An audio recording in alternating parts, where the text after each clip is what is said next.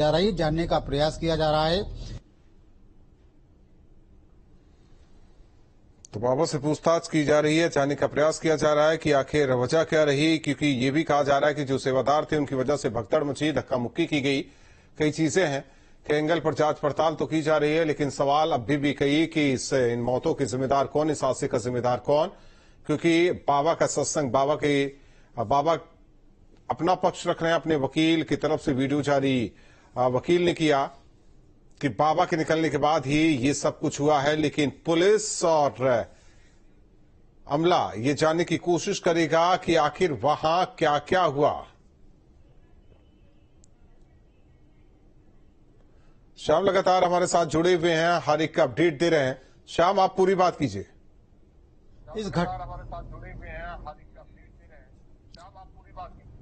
देखिए, आपको बता लें कि जिस तरीके से घटना पेश आई, तकरीबन 2 बजे के आसपास ये पूरा हादसा हुआ। इसके बाद बताया जा रहा है कि 3 बजे तक बाबा अपने मैनपुरी स्थित इस आश्रम में पहुंच गए थे। इस आश्रम को इस तरीके से डिजाइन किया गया है कि कोई बाहरी शख्स अगर इस आश्रम के बारे में जानकारी करना चाहे, चाहे झांक करके चाहे देख करके, तो उसे किसी भी तरीके की कोई जानकारी उपलब्ध ना हो।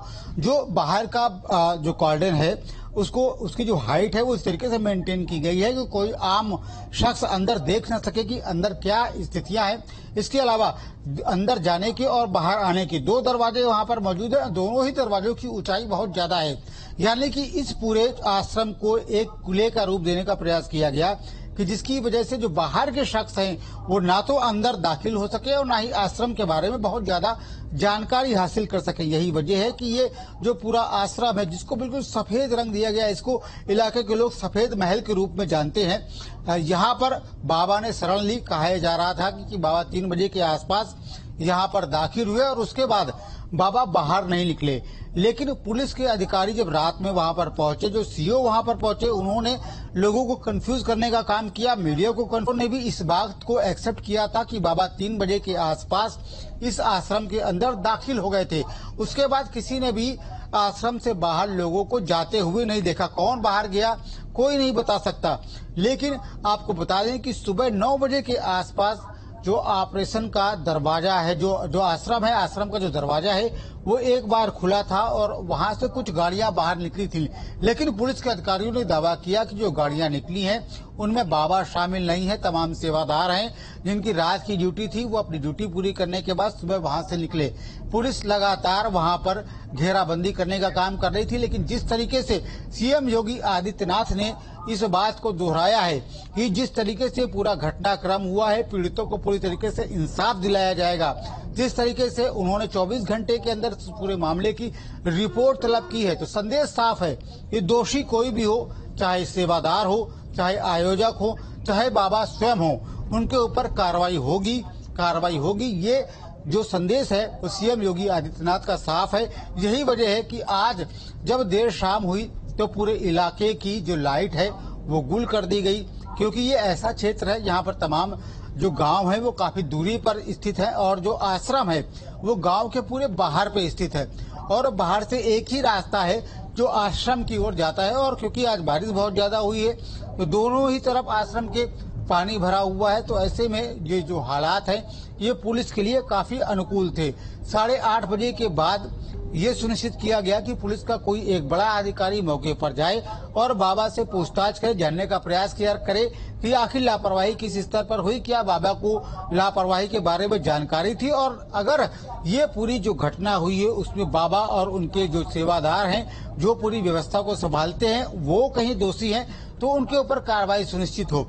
यही वजह है कि लगातार जो एसओजी की टीम है वो इस आश्रम के अंदर मौजूद है। साथ ही साथ जो एडिशनल एसपी है राहुल मिठास, वो वहां पर मौजूद है। कहा जा रहा है कि बाबा से लगातार पूछताछ की जा रही है। पूछताछ में क्या तथ्य सामने आते हैं और पुलिस किस तरीके की कार्रवाई करती है, क्योंकि हालात इस तरीके की हैं कि अगर पुलिस बाबा की गिरफ्तारी करे तो किसी तरीके का कोई विरोध ना होने पाए, पुलिस ने सुनिश्चित किया है। यही वजह है कि बड़े पैमाने पर वहां पर पीएससी बल की तैनाती की गई है, सर्किट का फोर्स वहां पर तैनात है। जी, लेकिन एक चीज है श्याम, अगर देखा जाए ये भी नहीं पता है ना कि अंदर कितने लोग इस आश्रम में मौजूद हैं, कितने सेवादार हैं, कौन कौन मौजूद है। हालांकि पुलिस तो अंदर है, एसओजी टीम अंदर है, लेकिन एक जानकारी अब पुख्ता प्रशासनिक टीम को नहीं है। पूछताछ के लिए टीम तो गई है।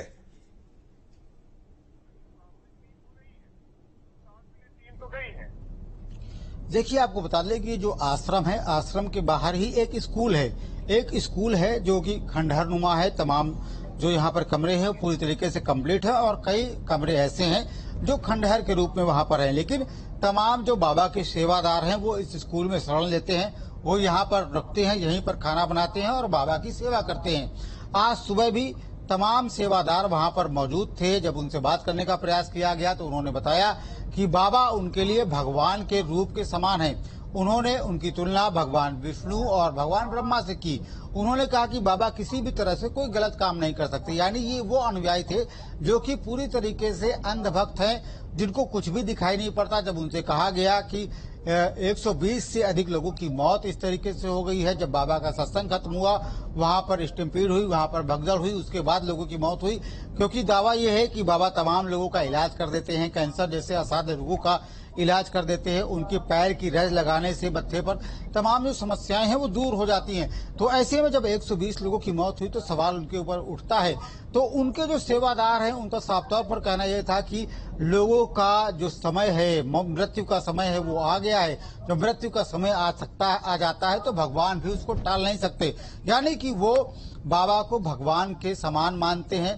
तो एक तरफ वो लॉबी है जो बाबा को भगवान के समान मानती है, वहीं दूसरी तरफ तमाम वो लोग हैं जिन्होंने अपनों को खोया है। जो लोग सत्संग को सुनने गए थे, जो अपने भविष्य को संवारने के लिए गए थे, जिन्होंने जीवन में एक कल्पना की थी कि वो बाबा के पास जाएंगे, उनके जो तमाम समस्याएं हैं, चाहे वो आर्थिक हो, चाहे वो मानसिक हो, चाहे वो सामाजिक हो, वो दूर हो जाएंगी।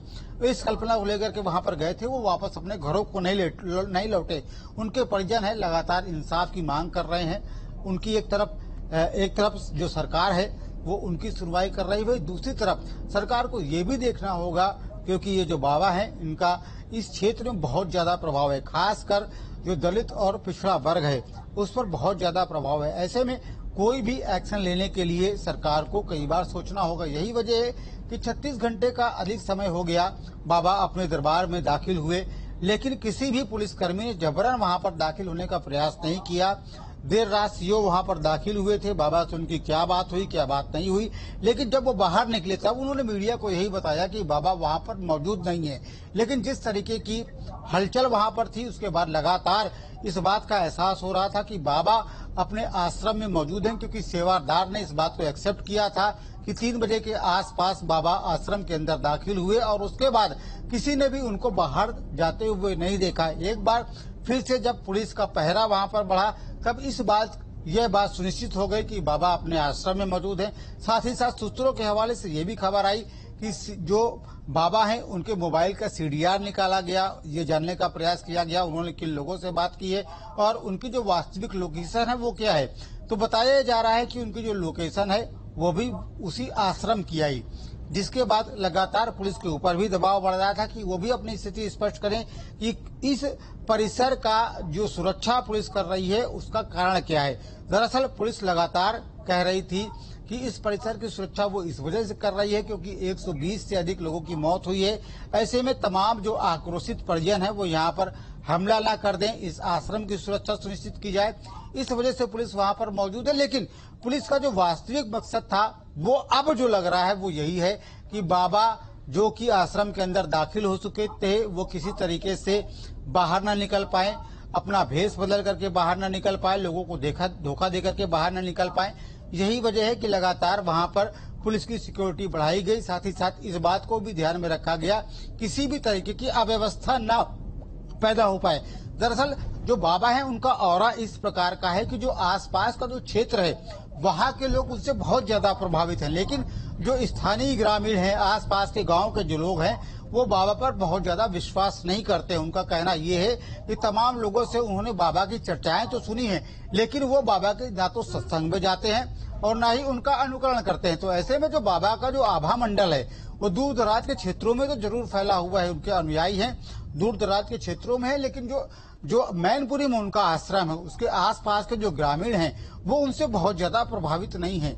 तो यही वजह है कि तमाम लोगों की भीड़ वहां पर नहीं जुटी, लेकिन फिर भी पुलिस ये सुनिश्चित करना चाहती है क्योंकि 200 से अधिक लोग जो वो ट्रस्ट है उसके सदस्य हैं तमाम उनके मिलने वाले हैं। तो ऐसे में किस तरीके का विरोध यहाँ पर हो सकता है, इसको भांपने के बाद आज पुलिस की एक टीम अंदर दाखिल हुई है, जिसमें एसओजी प्रभारी है, साथ ही साथ जो राहुल मिठास एडिशनल एसपी है वो भी है।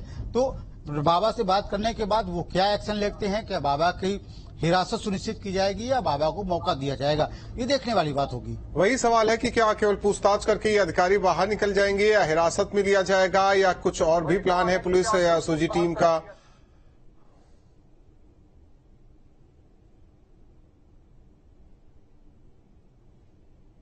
देखिए, जो भी होगा वो शासन के निर्देश के बाद होगा, क्योंकि ये एक बहुत बड़ा हादसा है। सीएम योगी आदित्यनाथ खुद इस पूरे मामले की मॉनिटरिंग कर रहे हैं। उन्होंने 24 घंटे के अंदर मामले की रिपोर्ट तलब की थी। वो रिपोर्ट क्योंकि 24 घंटे नहीं 36 घंटे मामले को बीत चुके हैं, तो ये रिपोर्ट उनको दे दी गई होगी। ऐसे में जो भी निर्देश होंगे वो शासन स्तर पर होंगे।